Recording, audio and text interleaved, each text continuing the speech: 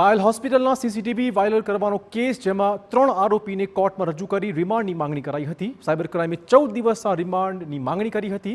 Metro કોર્ટે એક આરોપીના 27 ફેબ્રુઆરી સુધીના રિમાન્ડ મંજૂર કર્યા છે। બીજા 2 આરોપી 3 માર્ચ સુધી રિમાન્ડ પર રહેશે। ગઈકાલે સાયબર ક્રાઇમે 3 આરોપી પકડી પાડ્યા હતા। સીસીટીવી વાયરલ કરનાર આરોપીઓ 1 વર્ષથી ટેલિગ્રામ મારફતે ન્યૂડ વિડીયોની આપ-લે કરતા હોવાનું તપાસમાં ખુલ્યું છે।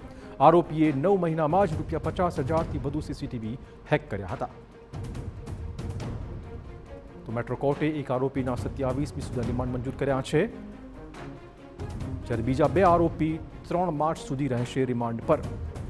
सीसीटीवी कांडनो आखो मामलो વધુ વાત કરવા જોડાશે અમારા સંવાદદાતા રોનક। શું છે વધુ અપડેટ?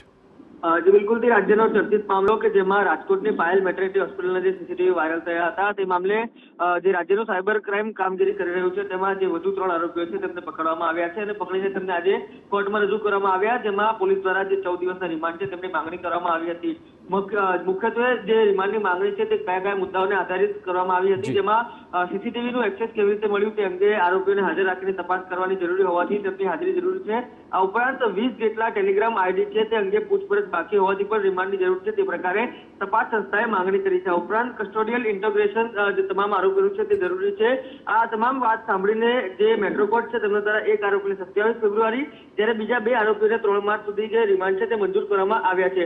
મહત્વનું છે કે આજે વિધાનસભા ગૃહની કામગીરી દરમિયાન ગૃહ રાજ્યમંત્રી હર્ષ સંઘવીએ પણ આ મામલે જે જવાબ આપતા કહ્યું હતું કે જે આ રેકેટ છે તે ન માત્ર ગુજરાતનું પરંતુ જે સમગ્ર ભારતભરમાં આ પ્રકારના જે સીસીટીવી વાયરલ થયા છે તે અંગેની તપાસ ખૂબ જરૂરી છે, એટલે કે જે કામગીરી થઈ રહી છે તેની ઊંડાણપૂર્વક તપાસ થાય તે માટે રિમાન્ડની માંગણી કરવામાં આવી હતી અને કોર્ટ દ્વારા રિમાન્ડ છે તે મંજૂર કરવામાં આવ્યા છે। ધન્યવાદ રોનક તમામ જાણકારી બદલ।